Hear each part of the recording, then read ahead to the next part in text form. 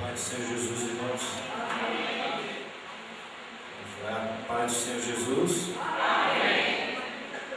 Qual é o tema do nosso culto?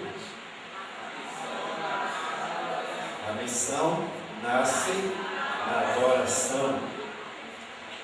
A missão cristã não é uma simples empresa humana. Não é unicamente um plano que nasce da imaginação febril de algum entusiasta religioso. É Deus, pelo seu Espírito, que impulsiona o avanço evangelizador da igreja pelo mundo. É uma iniciativa de Deus na qual o discípulo se soma numa obediência prazerosa. Assim o vemos ao longo das páginas da Bíblia. A missão, ela começa e ela vem como resposta de um coração que se prostra diante da majestade, do poder e da glória de Deus. Vamos abrir nossas Bíblias lá no livro de Isaías,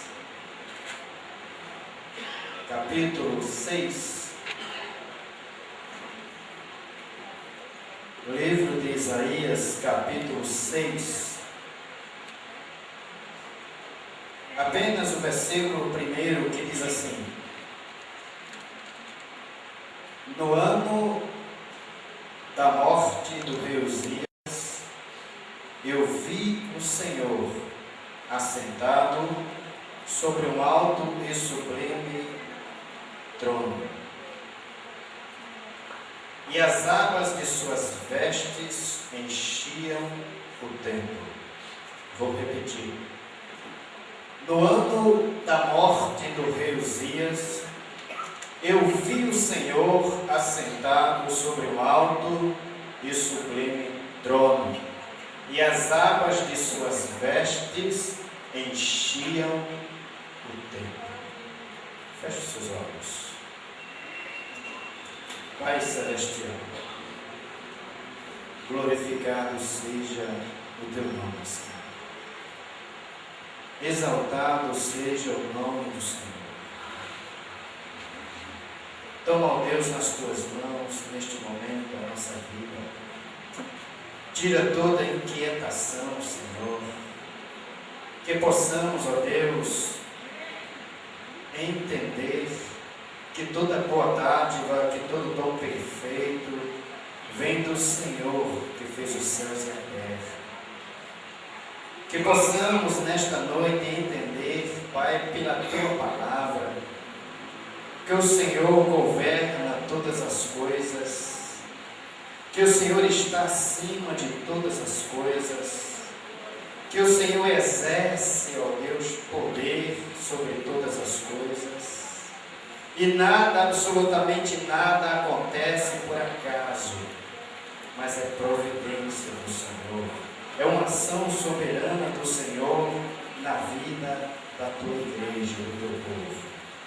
Agora te pedimos, Pai, no nome de Jesus, estende as tuas mãos sobre cada um de nós e fala-nos, ó Deus, usa-nos como instrumentos nas tuas mãos para o louvor da tua glória.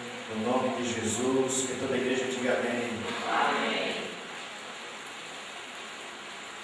No ano em que morreu o rei Uzias, Isaías, após a morte do rei Uzias, toda a nação, ela fica triste, fica com dor no coração pela morte deste rei. Uzias começou a reinar nos seus 16 anos de idade. E ele seguiu o caminho do seu pai, Amazias, e reinou em Judá. E nós sabemos que Judá e Israel se deu exatamente com a divisão do reino. O Reino Unido de Israel, composto pelo rei Saul, o rei Davi e o rei Salomão, teve a duração de 120 anos. Cada rei reinou 40 anos. Mas como havia sido profetizado pelo Senhor após a morte de Salomão, reino foi dividido: reino do sul e reino do norte. Após a morte de Salomão, reinou seu filho Reoboão. E no reinado de Reoboão, o reino foi dividido, e 10 tribos ficou com Jeroboão, e 2 tribos com Reoboão, reino do sul e reino do norte. O rei Uzias, ele fazia parte do reino de Judá, que era o reino do norte. E seguindo o caminho de seus pais, o rei Uzias, ele reconstruiu algumas cidades. Ele trouxe de volta o culto a Deus, dando continuidade ao reinado do seu pai. E ele se tornou um rei muito querido, muito amado na sua nação. Mas num determinado momento, depois de tantas conquistas, diz o texto, lá no capítulo 26 de 2 Crônicas, versículo 1 a 23, diz o texto que depois de todas as conquistas de Urias, ele se tornou, de certa forma, orgulhoso. E por causa do seu orgulho, ele resolveu entrar no templo do Senhor e queimar incenso. E foi duramente repreendido pelo sumo sacerdote Azarias e mais 80 sacerdotes.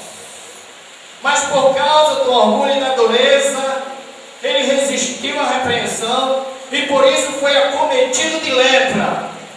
E passou o resto da sua vida com lepra e morreu.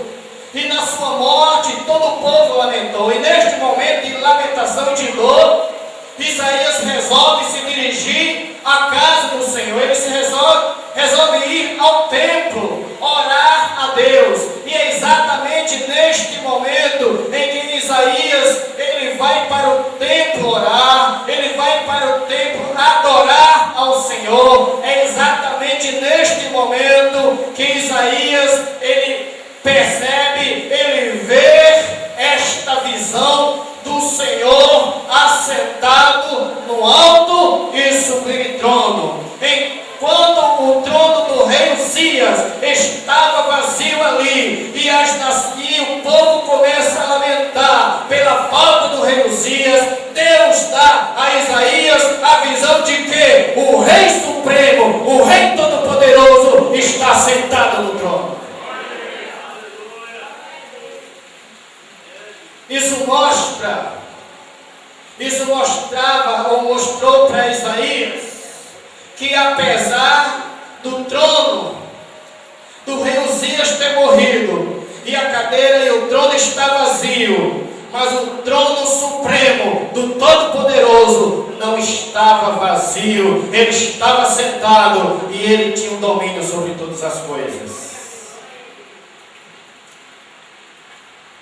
Os 4 evangelhos nos dão uma versão da forma como Jesus comissionou os discípulos logo após a sua ressurreição. A versão mais conhecida e mais explícita é de Mateus capítulo 28, versículo 18, quando Jesus começa, antes de Jesus comissionar os seus discípulos, antes de Jesus entregar a missão aos seus discípulos, ele faz exatamente esta declaração. Ele diz: todo o poder me foi dado nos céus e na terra. Todo o poder me foi dado nos céus e na terra. Por que Jesus estava fazendo esta afirmação aos discípulos? Porque ele estava mostrando aos discípulos e ensinando aos discípulos e assegurando aos discípulos que mesmo em meio às dificuldades, mesmo em meio aos empates que os seus discípulos iriam enfrentar, aquele que estava com ele tinha todo o poder e por isso os discípulos poderiam confiar na sua soberana e poderosa ação. Irmãos, ditas estas coisas, nós percebemos também que no Antigo Testamento a ordem que reflete o ensino de Jesus, neste ponto, está arraigada no modelo do Antigo Testamento. Moisés, Elias e Isaías são servos que, antes de poder levar a palavra de Deus ao povo, tiveram seu encontro com Deus, tiveram sua experiência profunda de adoração, seguida da purificação que veio deste encontro com Deus da santidade. Ou seja, a missão, ela nasce da adoração.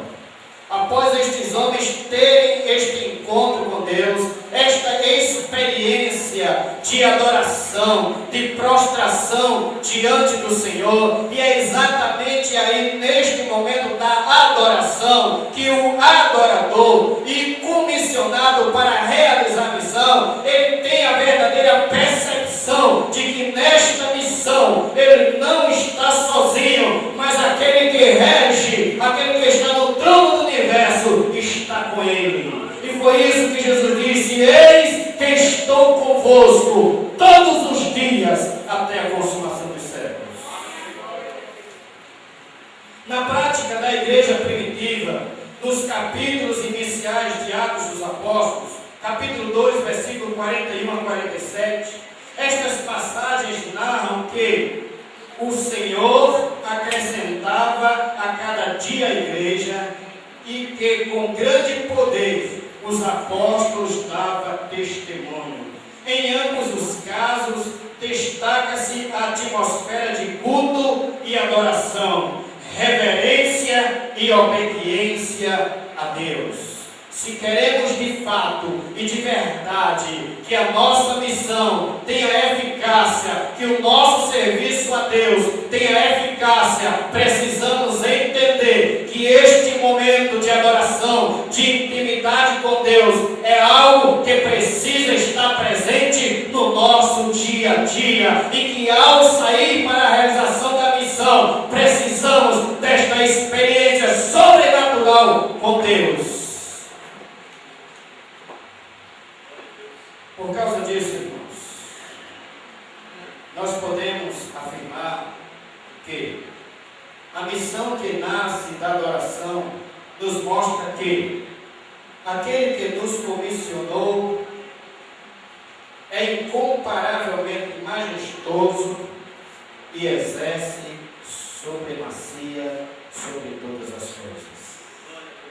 A missão que nasce da adoração nos mostra que aquele que nos comissionou é incomparavelmente majestoso e exerce supremacia ou supremacia sobre todas as coisas.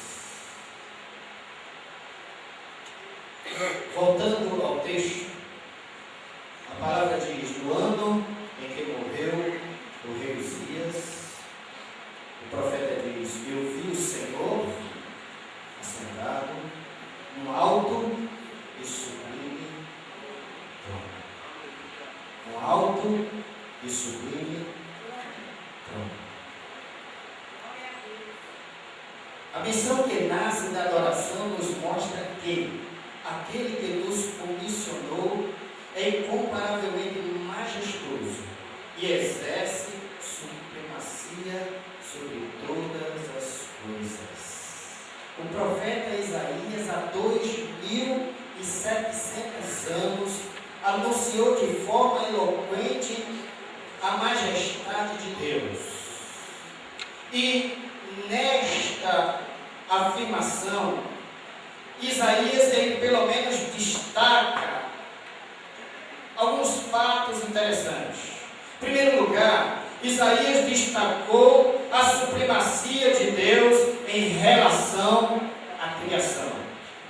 Isaías 40, versículo 12 e o versículo 27 diz: quem mediu as águas na concha da mão, ou com o palmo definiu os limites dos céus, quem jamais colocou o peso da terra, calculou o peso da terra, ou pesou os montes na balança e as colinas nos seus pratos? E por que você reclama, ó Jacó? E por que se queixa, ó Israel? O Senhor não se interessa pela minha situação, o meu Deus diante de toda a crise que Israel atravessava, havia um reclame, havia no povo aquele sentimento de que Deus não olhava mais para eles, e também havia aquele sentimento de que as coisas tinham perdido o seu rumo, e é exatamente neste momento que o profeta Isaías, ele destaca a supremacia de Deus em relação à criação, que Deus, mesmo tendo criado todas as coisas, ele está acima de todas as coisas, por isso ele detém o controle de todas as coisas.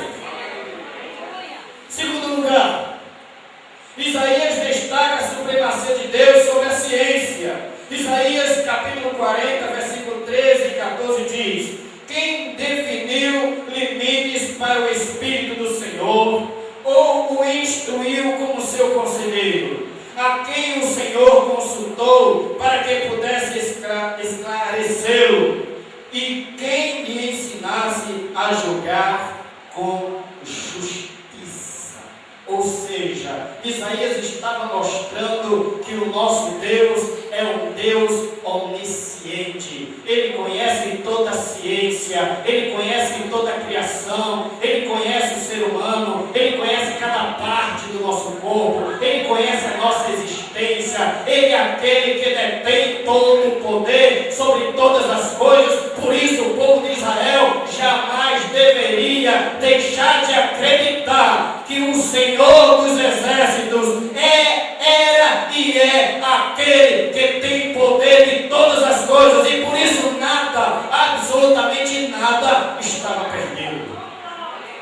Mas em terceiro lugar, Isaías destacou a supremacia de Deus sobre as nações. Isaías capítulo 41, versículo 15, 16 e 18 diz: na verdade, as nações são como a gota que sobra do balde. Para ele são como o pó que resta na balança.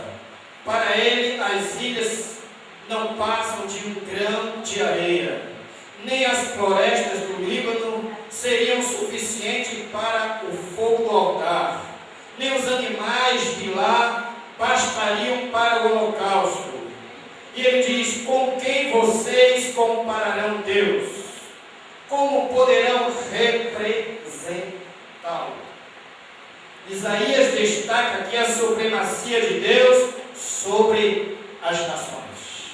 Naquele tempo, era tempo também de guerra, era tempo também de conquista, e o fato do trono estar sendo rei significava dizer crise na nação, significava dizer que a nação estava vulnerável, significava dizer também que espiritualmente a nação estava em crise, emocionalmente a nação estava em crise, socialmente a nação estava em crise. Mas em meio a este momento que Isaías ele entra no templo e Deus mostra esta visão a Isaías, para que Isaías transmitisse ao povo, para que Isaías dissesse ao povo: olha, mesmo em meio a toda a crise, mesmo o trono vazio, o Senhor está no trono supremo, o Senhor está sentado no alto sublime trono, e nada está perdido.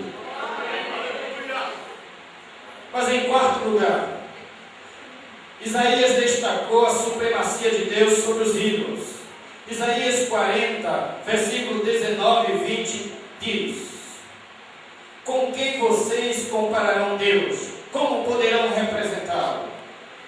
Com uma imagem que o artesão funde e que o ourives o cobre de ouro, e para a qual modela correntes de prata, ou com o ídolo do cobre que pode apenas escolher um bom pedaço de madeira e procurar um marceneiro para fazer uma imagem e não caia?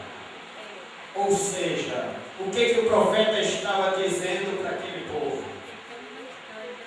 Naquela época já existia a prática do politeísmo.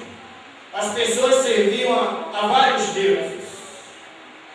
E existia também no meio do povo de Deus aqueles que procuravam se inclinar e se prostrar diante de outros deuses.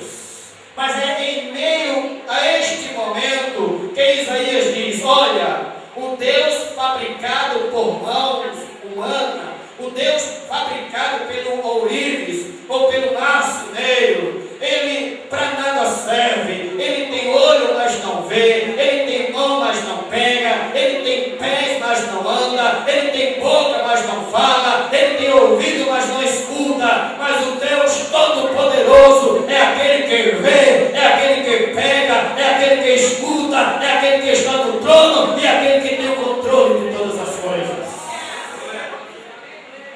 É interessante. Mas em quinto lugar, Isaías ele destaca a supremacia de Deus sobre os moradores da terra. Isaías 40, versículo 21 e 22, ele diz: será que vocês não sabem, nunca ouviram falar, não lhes contaram desde a antiguidade? Vocês não compreenderam como a terra foi fundada? Ele se assenta no seu trono, acima da cúpula da terra, cujos habitantes são pequenos como gafanhotos. Ele estende os céus como um forro e arma com a tenda para eles habitar. Agora Isaías estava mostrando a realidade dos habitantes, a realidade do homem em relação a Deus. Isaías estava dizendo o quê? O Senhor, Ele é supremo, o Senhor é poderoso e Ele exerce poder, em primeiro lugar, sobre os reis da terra. O Senhor exerce poder, em segundo lugar, sobre os príncipes da terra. O Senhor exerce poder, em terceiro lugar, sobre os homens da terra. Em quarto lugar, o Senhor exerce poder sobre os exércitos da terra. Por isso, o povo deveria descansar na potente mão de Deus.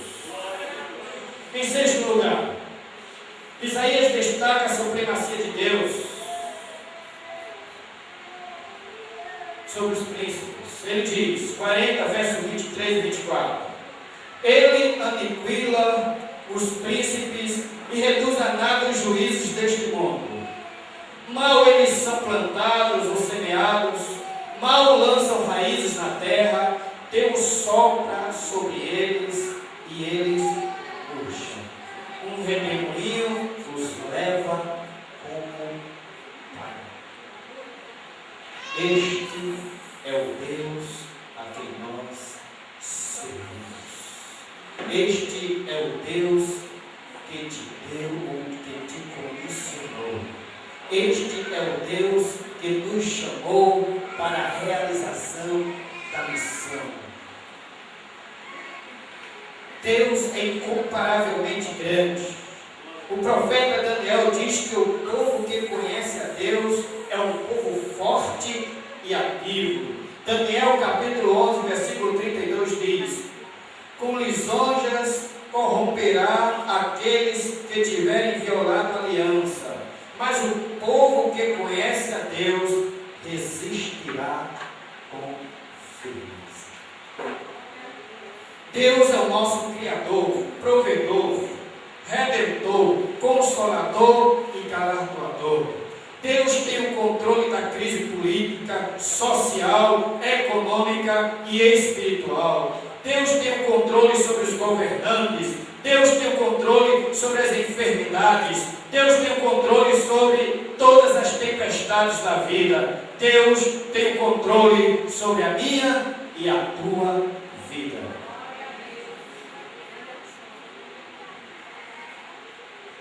Em sétimo lugar, Isaías destaca a supremacia de Deus no chamamento da missão.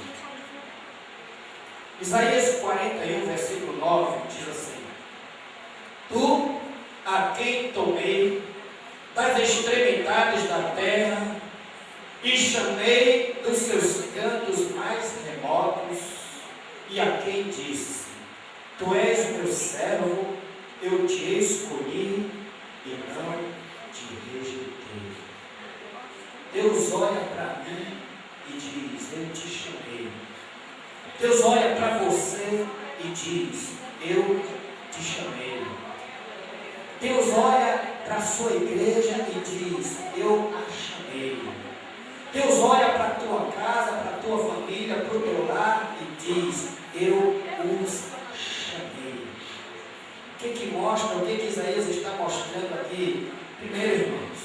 nós precisamos entender, pelo menos aqui, duas coisas: quem nós somos e quem foi que nos chamou. Primeiro, nós fomos comissionados. Nós somos sacerdote real. Nós somos nação santa. Nós somos povo adquirido do Senhor. Agora, quem nos chamou? Quem nos chamou está sentado no alto e sublime trono e tem o poder sobre todas as coisas.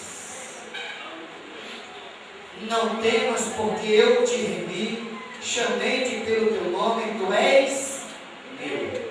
Vós sois as minhas testemunhas, diz o Senhor, o meu servo a quem escolhi, para que saibais e me creais e entendais que sou eu mesmo, e que antes de mim Deus nenhum se formou, e depois de mim nenhum haverá. Eu sou o Senhor, e fora de mim não há Salvador. Ainda antes que houvesse dia, eu sou, e ninguém há que possa fazer escapar das minhas mãos. Agindo eu, quem o impedirá? Isaías 43, 13. Deus continua mostrando ao profeta. Deus, no início do seu chamado, Deus permite que Isaías veja o Senhor assentado no alto e sublime trono. Mas durante todo o ministério deste profeta, Deus continua revelando-se através do profeta, que ele continua assentado no trono. Mas em oitavo lugar, Isaías destaca a supremacia de Deus em face do seu cuidado para com aquele que ele chama para missão. Isaías destaca a supremacia de Deus em face do seu cuidado para com aquele que ele chama para missão. Isaías capítulo 41, verso 10 diz: não temas, porque eu sou contigo. Deus é aquele que nos chama, mas ele não nos desampara.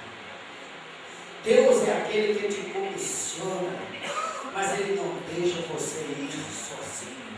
Ele vai com você, seja na luta, seja na prova, seja na alegria, seja na dor, seja no sofrimento. Deus está com você, e por isso temos motivos de sobra para agradecer, exaltar e glorificar este Deus Todo-Poderoso. Não te assombres, porque eu sou o teu Deus. Eu te fortaleço e te ajudo e te sustento com a minha destra fiel. Novamente Deus continua aqui trazendo alento, trazendo ânimo, encorajando aqueles que por Ele são comissionados para a obra. Quando Moisés morreu, o Senhor chegou para Josué e disse: Josué, meu servo Moisés é morto. Agora, ser forte e corajoso, porque eu sou contigo, por onde quer que andares. Estas mesmas palavras Deus fala para todos aqueles que se colocam à disposição do Senhor e diz como Isaías: eis-me aqui, envia-me a mim. Para estes, Deus está dizendo nesta noite: não temas, porque eu sou contigo. Não te assombres, porque eu sou teu Deus. Eu te esforço, te ajudo e te sustento com a minha destra fiel. Mas em último lugar, irmãos, Isaías destaca a supremacia de Deus em fazer reverdecer mesmo aquele cujo tronco já se secou e a raiz já morreu. Isaías destaca a supremacia de Deus em fazer reverdecer mesmo aquele cujo tronco já secou e a raiz já morreu. Ou seja, em outras palavras, Isaías está dizendo: Há esperança para a tua casa. Há esperança para o teu filho. Há esperança para o teu esposo. Há esperança para a tua família. Não está perdido. Nada está perdido. Por quê? Porque o Senhor está sentado no alto e sublime trono. Isaías 44, versículo 2, 3, 4, 6 e 8 diz: assim diz o Senhor que te criou e te formou desde o ventre, e que te ajuda. Não temas, ó Jacó, servo meu, ó amado, a quem escolhi. Porque derramarei água sobre o sedento e torrentes sobre a terra seca. Derramarei meu espírito sobre a tua posteridade e a minha bênção sobre os teus descendentes. E brotarão como a erva, como os salgueiros, Deus, junto às correntes das águas. A Deus, além de mim, não há rocha que eu conheça. Lá em Jeremias 31, versículo 17 diz: e a esperança quanto ao teu futuro, diz o Senhor, porque teus filhos voltarão para os teus termos. Mas há um texto em Jó, eu acho lindo, Jó capítulo 14, ou 14, e o versículo 7 a 8. Eu gostaria praticamente de terminar com esse texto,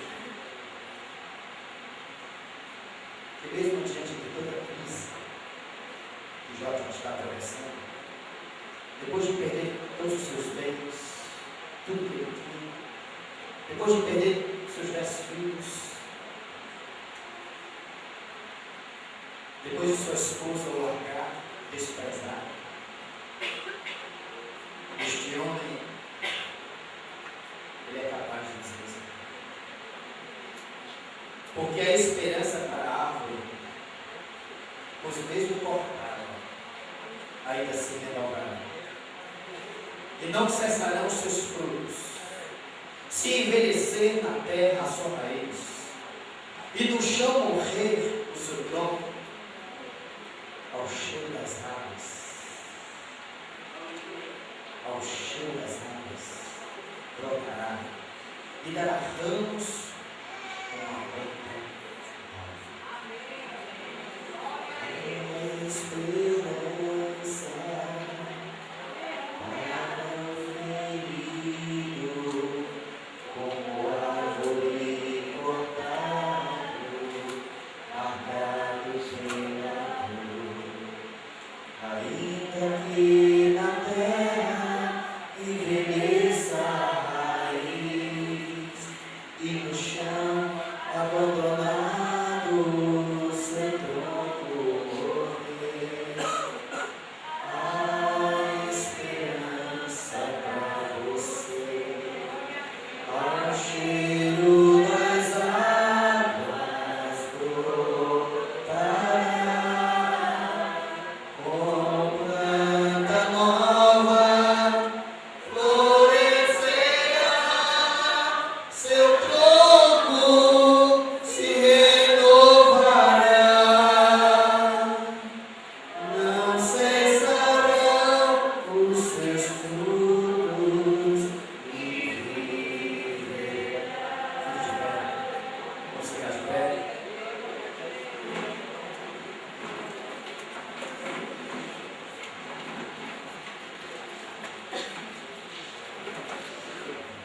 Todas as vezes que estou em casa, às vezes eu estou assim no canto da porta e começa a chover, esse texto vem na minha memória. Ao cheiro das águas, a raiz pode ter secado, o tronco morreu, não existe mais possibilidade de vida. Quem sabe é desta maneira que você está vendo a sua casa, a sua família, o seu lar. Quem sabe é desta maneira que você está vendo o seu irmão, a sua irmã, o seu pai, a sua mãe. Quem sabe é desta maneira você está vendo um dos seus filhos ou os seus filhos. O Senhor está te dizendo nesta noite a esperança. Porque quando as águas do Espírito encherem as águas, reverdecerão. Tronco seco, ele volta a ter vida. E não somente isso, volta a produzir frutos. Concluo com o texto de Lucas, capítulo 15, verso 3, parte 2, capítulo 15, verso 32, que diz assim: entretanto, era preciso que nos regozijássemos e nos alegrássemos, porque este teu irmão estava morto e reviveu, estava perdido e foi achado. Feche seus olhos. Eu não sei qual a sua realidade, Deus sabe. Eu não sei como está a sua casa, o seu lar, seus filhos, seu esposo, seus filhos. Mas este rapaz aqui diz o texto que ele estava morto, estava perdido. Estava perdido, mas foi achado. Você serve a um Deus que te ama, que ama a tua casa, que ama a tua família. E este Deus que te ama, Ele se importa com cada detalhe da tua vida. E não somente isso, Ele se importa com a tua família, Ele se importa com o teu lar. Mas não somente isso, Ele está no trono. O Senhor dos exércitos está sentado no alto e sublime trono. Este filho estava perdido e foi achado. Deus é soberano e Ele sabe onde está o teu filho neste momento. Ele sabe onde está a tua filha neste momento. Ele sabe onde está o teu esposo. Ele sabe onde está a tua esposa. Estava perdido e foi achado, creia. Estava morto, mas reviveu. E eu tenho certeza absoluta que o dia de você fazer a sua festa vai chegar. Feche os olhos. Deus bendito e eterno, nós te louvamos, Senhor, nesta noite. Bendizemos e adoramos o teu nome. E te pedimos, Pai, estende as tuas mãos sobre as nossas vidas e nos abençoe. Que possamos compreender e que possamos trazer para o nosso dia a dia esta visão de Isaías. Que possamos, ó Deus, trazer para a nossa vida diária que o Senhor, que nos chamou, está sentado no trono. Por isso, eu não devo me preocupar. Por isso, eu não devo andar ansioso. Mas eu devo confiar no teu poder e na tua soberania. Agora estenda as tuas mãos sobre a igreja, sobre o teu povo, sobre os lares aqui representados. E os abençoa, Senhor, com toda sorte de bênção nos lugares celestiais em Cristo Jesus nosso Senhor. Que as bênçãos do Senhor, que enriquece, mas não acrescenta dores, sejam derramadas sobre cada um de nós. No nome de Jesus Cristo. Que todos digam amém. Amém. Os irmãos podem sentar.